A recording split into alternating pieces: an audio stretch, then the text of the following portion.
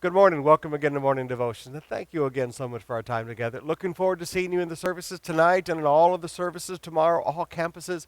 I'm going to be teaching on how faith expresses itself to receive healing. Paul teaches us and Jesus teaches us that faith can be seen. So let us begin to learn how faith expresses itself to be healed. Right now, let's go back to the book of Colossians chapter 2. There's so much beautiful teaching here.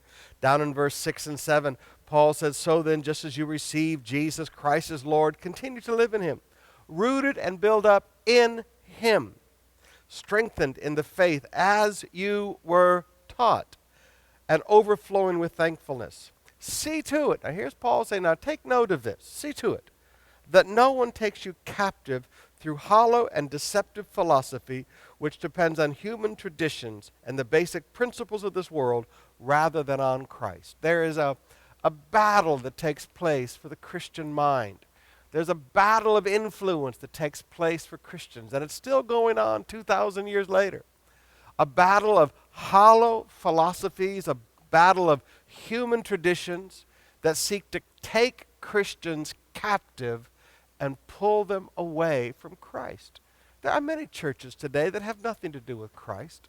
It's hollow philosophies, it's human traditions, and it's taken people captive.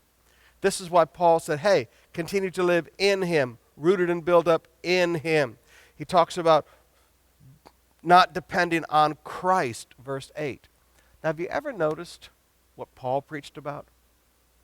In verse 25, he said, Paul preaches the word. I have become its servant by the commission of God to present to you the word of God in its fullness. Verse 28, we proclaim him, we proclaim Christ. Paul did not present human philosophies and man's nice ideas and human wisdom and human traditions and, well, we think this would be good.